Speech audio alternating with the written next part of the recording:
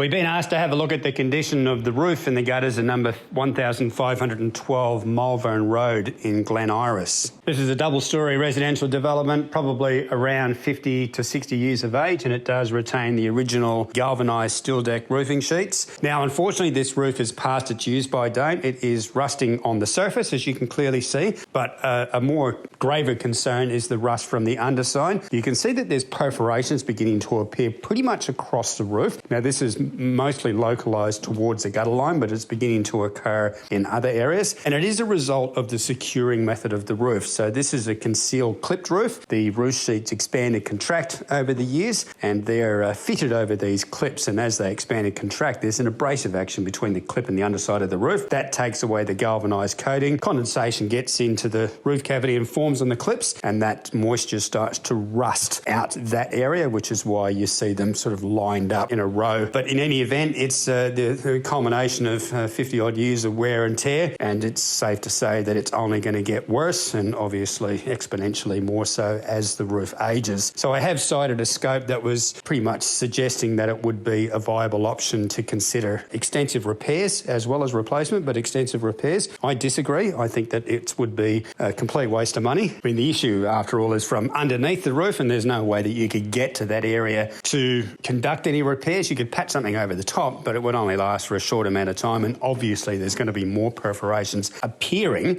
sooner rather than later. Look, we could certainly affect some temporary sort of repairs to keep you out of trouble for the next few months until you raise the levies to look at replacing the roof, but there's also underlying issues with this structure that would mean that any sort of expensive repairs, anything more than a couple of $1,000s, would be a waste of money. The roof pitch is non-compliant. It's been put on at less than half a degree, and you can clearly see that water's been ponding in some areas, and that is probably one of the main reasons that you would be having issues anyway. And particularly along the gutter line, you can actually see that it's buckled out in a lot of places. What tends to happen is as the water runs off of the roof, well, two things happen. One, the perforations can mean water ingress, but you can also have water tracking back along the underside of the roof sheet, which then can enter the property that way. So even if repairs were enacted, I still don't necessarily think categorically that would fix the issue. So realistically, I would suggest that if you book the job in for a re-roof, we could probably come up and conduct some temporary repairs at no charge. Or if you didn't want to do that, you could probably engage us or somebody else to patch up the holes to keep you going for the next 6 months or so until you raise the money, but definitely look at re-roofing. Now, the pitch of the roof is an issue because the manufacturers stipulate a minimum fall of 1 degree, and that's got some nasty repercussions if it's not done. First of all, you wouldn't have a warranty, obviously, but secondly, the insuring body that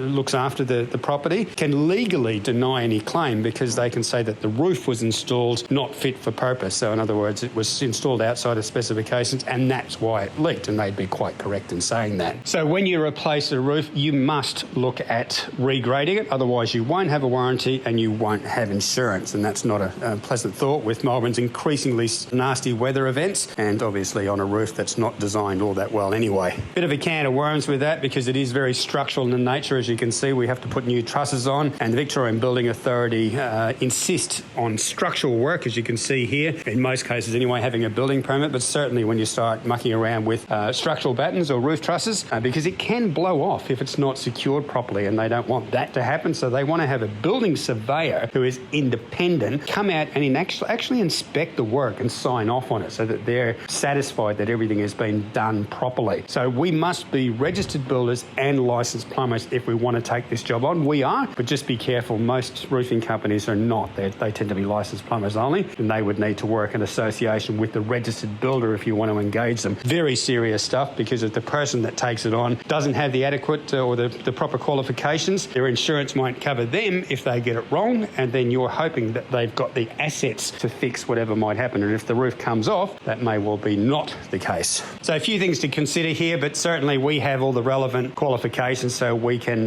legally submit a tender for it. So the scope of works that we're going to be talking about is as follows. First of all, the permit process. We have to get architectural drawings, obtain homeowners warranty insurance so that the right insurances are there, engage that independent building surveyor to come out and conduct the inspections, and quite a few other bits and pieces that are associated with it. Look, with the councils working remotely, that is a long process, so just keep that in mind when you're considering determining when to book the job. We probably need 12 weeks or so to get everything through, unfortunately, at this current time. In any event, once everything has come through, we'll begin the project. The safety is the first thing to consider. We need an access tower with a stairway in it. We also need a scissor lift to elevate materials up and down, and we need perimeter railing. All of those things are mandatory, so they have to be on site prior to works commencing. The old roof is going to come off, obviously, a section at a time. We minimise the possibility of water ingress as much as possible. The structural work takes place. Now, the guttering's on both sides, so the centre of the building would be elevated upwards, and that elevation will decrease as it approaches the gutter line. I'm going to take this opportunity to insulate the building as well. We'll put a good 75mm insulation blanket in there, so that's going to make a big difference. Also with the condensation, because it absorbs that, so you won't have the issue with the rusting out clips. The steel will be clip lock. This is a new and improved version of what you've got in the heavy gauge, because that's what the manufacturer stipulates for a low-pitched roof. But the finish will be colour bonded. This is the second thermal upgrade we're going to introduce. Plain steel like you have up there can hit 110 degrees Celsius on a 37-degree day. The white colour bond will stay as low as 55. So that makes a massive difference in the thermal performance of the building. Certainly well worth the couple of $1,000s it costs to upgrade to that type of material. All of the associated flashings obviously will be replaced. Aerials and air conditioning units will need to be decommissioned and recommissioned, put back in place upon completion. Now, the guttering has been replaced and is in colour bond, and that's in good condition, but they really haven't thought about it too much. The downpipes are too few and the guttering is not great. Look, I'm not suggesting you replace it, but I do suggest that you put a rain head in at the top